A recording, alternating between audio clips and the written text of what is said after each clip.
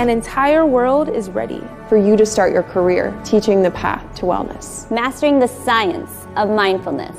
And the art of coaching. To help clients achieve mental, emotional, and physical betterment of life. Through movement, nutrition, recovery, and regeneration. Because impacting one person impacts a family. Impacting a family impacts a community. And impacting a community impacts the world. Become an NASM certified wellness coach.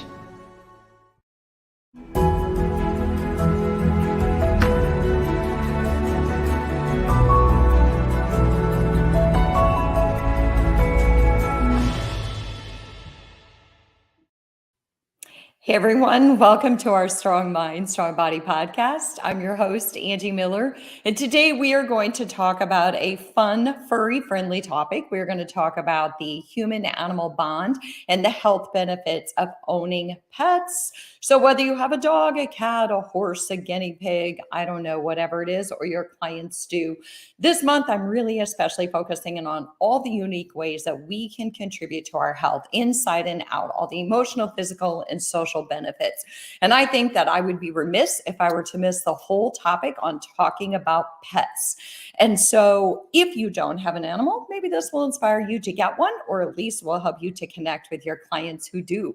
So my special guest today is Tracy Barton Barrett. She is a licensed clinical mental health counselor. She is also a published author, and she deals a lot with clients who own pets and pet ownership and has deep dived into all of the research. So Tracy, I'm going to bring you in and have you introduce yourself.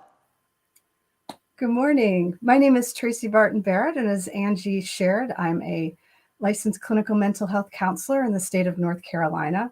I help people deal with issues of career changes, anxiety, depression, but I also have a specialty in companion animal or pet loss.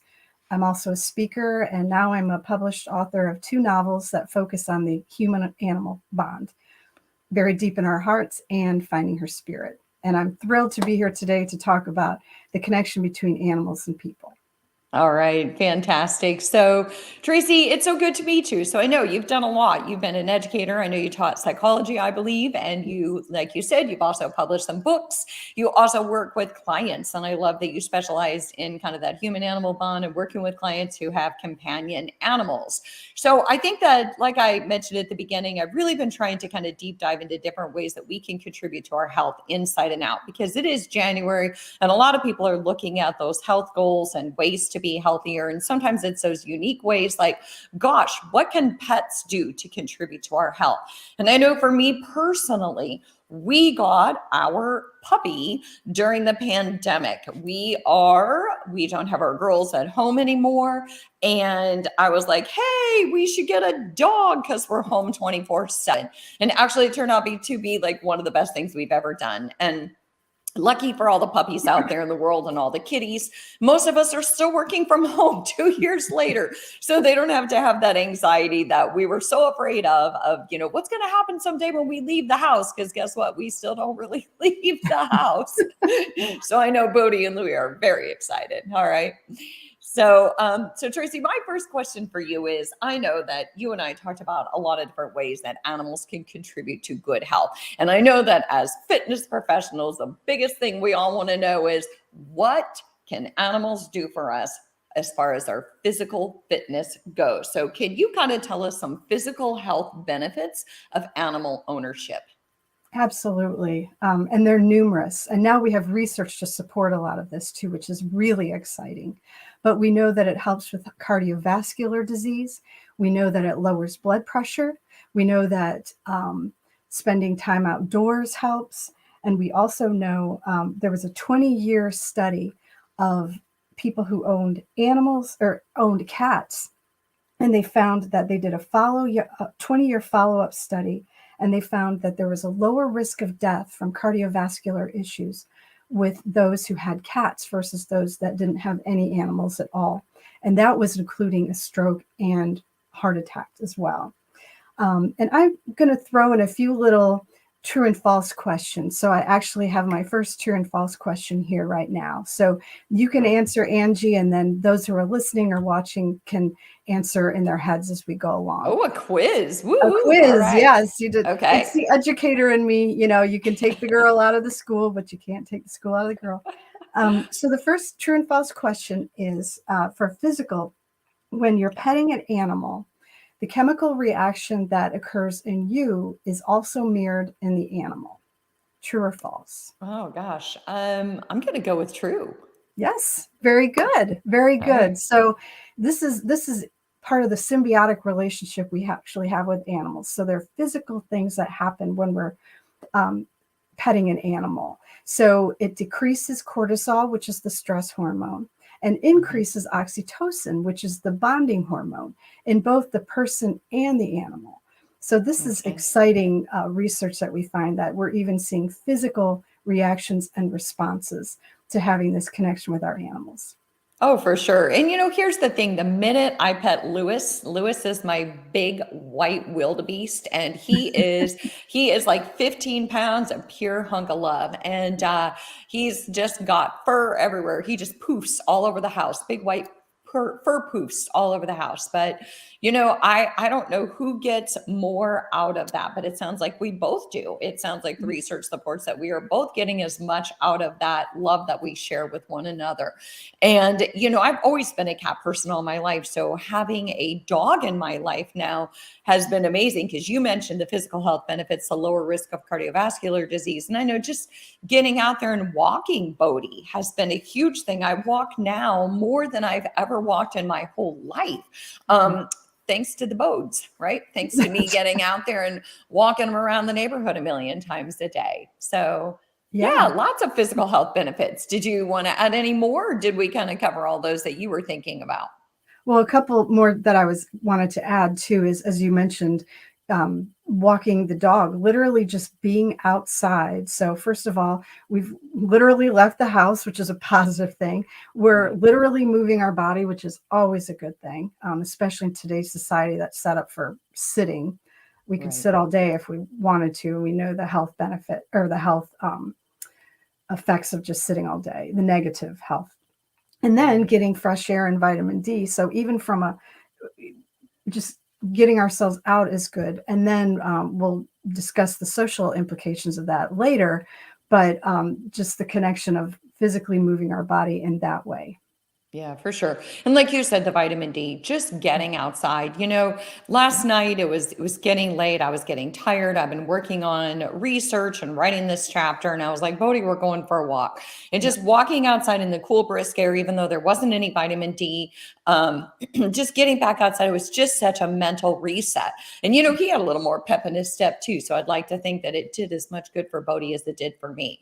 But yeah, I think that there are so many, like you said, that all those good hormones that you get just from like hugging somebody. You get those same level of hormones, I would think, by just hugging your animal, your cat or your dog, right?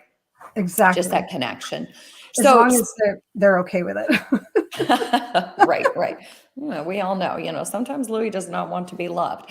But when it comes to the social connection, that's one that I really want to deep dive into too, because I know for us, we had lived in our neighborhood probably 2 years before we got Bodhi, and didn't know almost no neighbors except for the ones on either side of us. And all of a sudden, because of Bodhi, he is like my child. And now I feel like I know everyone in the neighborhood. And often I know their dogs' names, but not them. So it very much takes me back to when I was raising my kids. And it was like, you're Mallory and Isabel's mom. I didn't have a name. And so now I'm Bodhi's mom.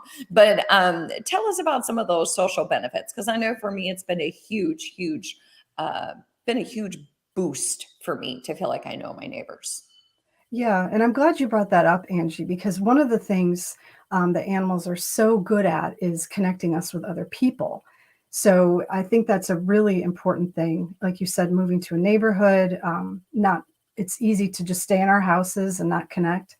The other thing too is when people are working on animal-focused organizations or businesses, they'll like a horse show or a dog show or a cat show or an adoption event, they're working together. So even helping out socially in that regard, animals are kind of the social lubricant, so to speak, oiling those wheels of connecting us with other people. And because so much of human health, physical health, emotional health is about connection. And animals are so good at connecting us with other people. And I have my other question now, another true and false for everybody. All right. So Yay, a quiz. you got the quiz coming. So research supports that a person walking a dog tends to look less approachable. True or false? I'd say that's false. That's absolutely false. Unless I'm So- having a moment. I mean, sometimes I'm having a moment with Bodhi and he wants to go one way and I want to go another, and we're having a little bit of a power struggle. I don't look very approachable, but okay. To your point, I get where you're going with this. Yes, All right. and any dog person or animal person knows you at some point you will have that moment. So, Yes. but those moments aside, research supports that people who, when they're walking a dog, tend to look more approachable. And so this can also help if you're in the dating scene. Just some dating advice here for you too. If you're looking for somebody, you will tend to look more approachable if you're walking a dog. So some people have actually borrowed a dog from a neighbor to help with that. Yeah. So I will leave that in the hands of the adults in the room. But it is Okay. just an interesting thing that even having a dog by us when we're taking a walk can almost literally change how we appear to other people. I love that. I do think that we look more approachable. I do think that, I mean, it would be weird as an adult with no young kids if I, in a neighborhood, to just start walking up and chatting people up. Sometimes it's hard to find that opening. And I so agree that, my dog is the opening, be it good or bad. Sometimes I am invited into people's space because my dog is misbehaving, but whatever the case, it usually ends up being a really positive connection. Tracy, I have to tell you something. So I think that's kind of funny what you said about the whole dating thing. A couple things come to my mind. My daughter recently pointed out to me that there's a big, I guess there are a lot of I don't remember what they're called, but they are like dog play areas where you go in and you're able to drink alcohol and socialize. So you bring your puppy in and they go into these, indoor play places, but they're basically like breweries where, so I know in Charlotte here, we bring Bodhi to breweries because breweries are very popular here. And so he can sit outside at the brewery while we sip our tea. But also, I guess these are indoor places where puppies get to play, but adults also get to interact with one another. So I agree with you. I think that especially during the pandemic, there are a lot of lonely people and marriages and relationships dissolved because of so much together time and other variables and things that have come into our landscape since the pandemic. And so for people who, just picking up a spouse or a boyfriend or a girlfriend isn't as easy as maybe having an animal and having that connection, right? Yeah, for sure. And the other thing too is that even just connecting with people outside of the house or the dating scene. Years ago, I remember I was standing in line behind someone in the grocery store, and I saw her plop a big pile of litter on the belt, and all these cat food things on the belt next to it. And I just leaned over and I said, "Oh, somebody's going to be happy tonight when you get home." And she literally did an about face, turned to me, and I heard everything about this kitty. I mean, I learned how she got the kitty, the age of the kitty, the breed of the kitty. And of course, I loved it because I love hearing about people and their animals. But it's also a way that, those of us that love animals, we love to talk about our animals. And for anybody that gives us a little in, we'll be like, well, I'm going to, show you pictures and I'm going to give you the whole history. So it's also a way to connect in that way as well. Yeah, I love that. Tracy, I want to reintroduce you. So I'm talking to Tracy Barton Barrett. She's a licensed clinical mental health counselor in North Carolina. She is also a published author of 2 books.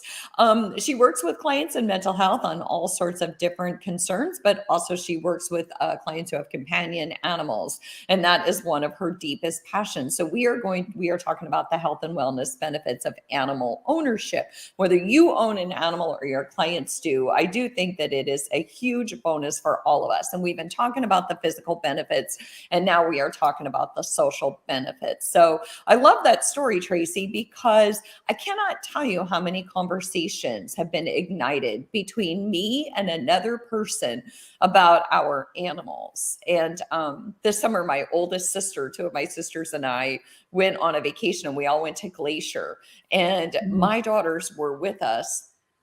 And I remember showing my sister pictures of my animals on my phone. And she said, wow, we used to share pictures of our kids, and now here you are sharing pictures.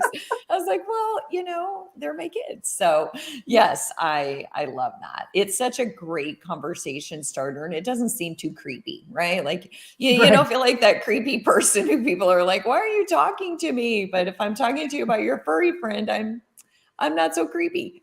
That's right.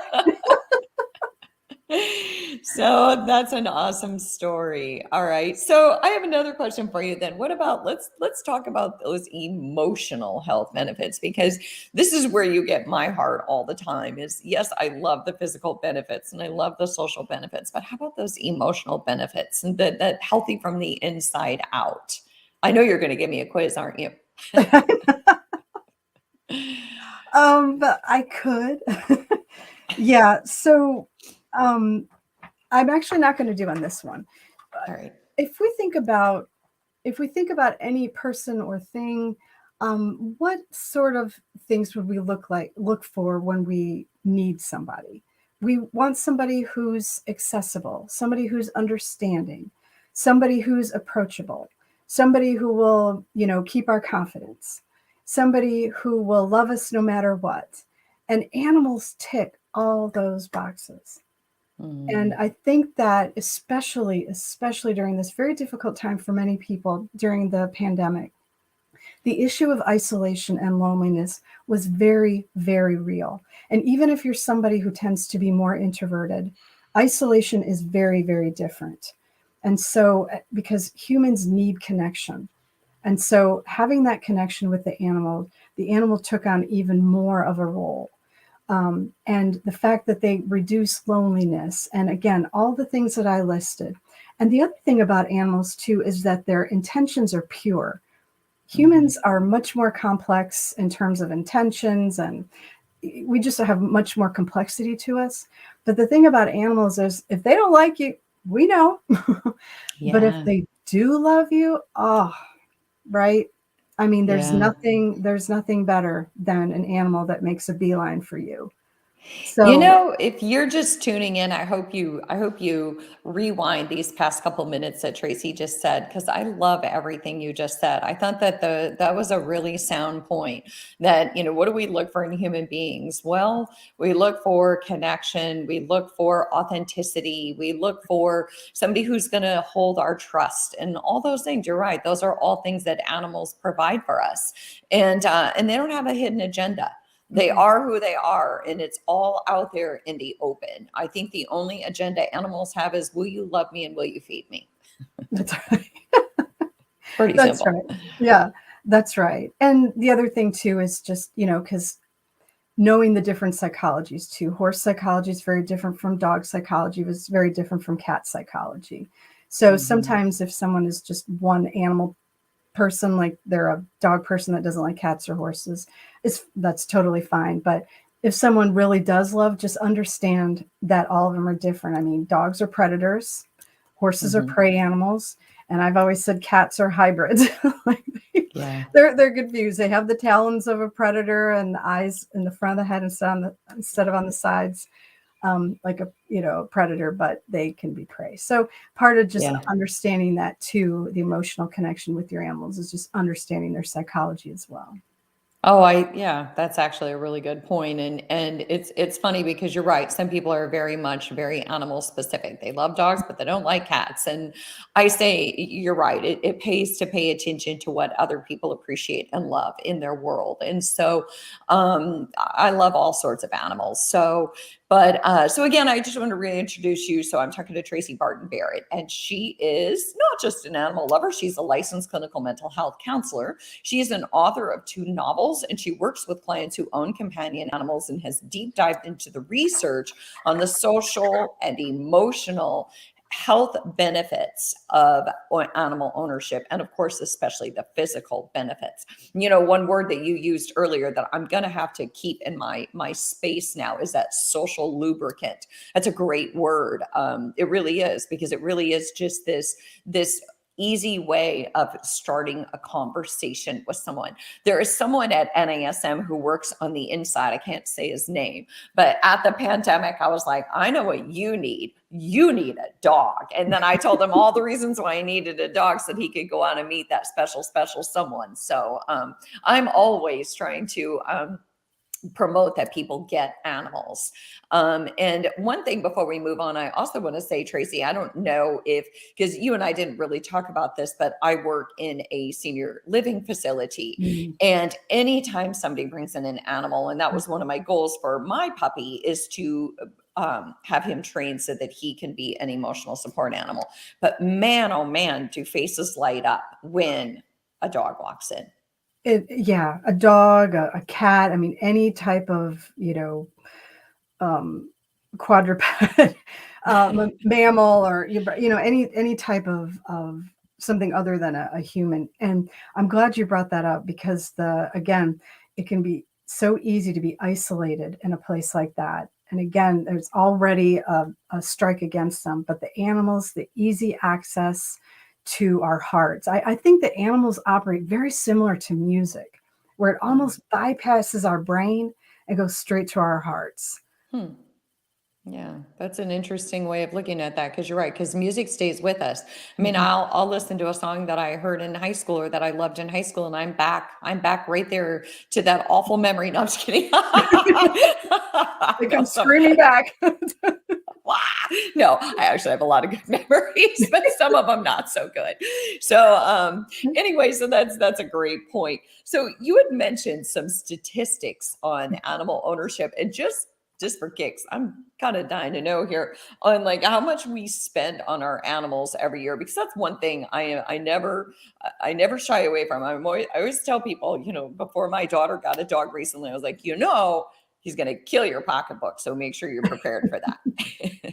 Yeah, especially if you own horses. Oh my goodness, yes. That's your bankruptcy kit. Yes.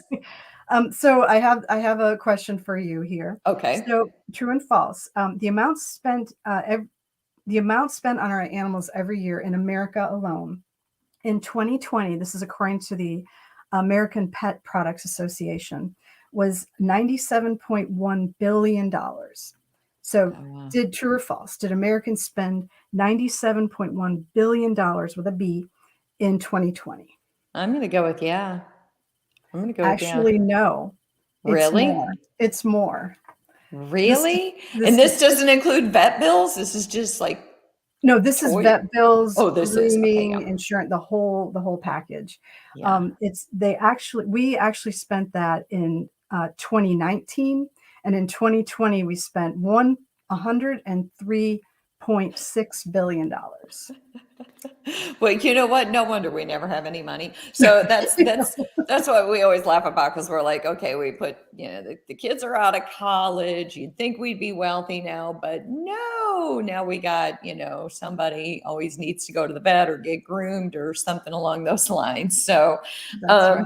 So, Tracy, there's one last thing that I want to ask you about, and no one wants to talk about it. In fact, in truth, Tracy will tell you, I really didn't want to talk about it, but Tracy convinced me that it does need to be, or it probably would warrant bringing up, because it is a fact of life, and that is the grief process of when we lose our animals. And I would not be very authentic if I didn't say that one of the things that I thought about before we got a dog was, what's the lifespan? Because I've had to put many cats to rest, and I know that is a really difficult thing. And also, having put many humans that I love to rest, I was like, how much do I want to invite into that? So I think there's something you want to say about that, Tracy, because I know you've done a lot with this. Yeah, this is really my this was my connection to the human animal bond. This is really my specialty. And it really is a difficult topic. And I wanted to provide a place where people could come and talk and honor their animals in a special place. It really is an interesting and unique thing that we have when we first get an animal. The likelihood is very high that we're going to see the end of their life. And so just providing a place, and that's why I wrote my book, Buried Deep in Our Hearts, to really validate that the loss is real. And it's often called a disenfranchised grief, which means that it doesn't get the validity that it needs. And some research now is showing that it's harder to lose, it's as hard to lose an animal as it is a beloved person. And in some cases, it can be even more difficult.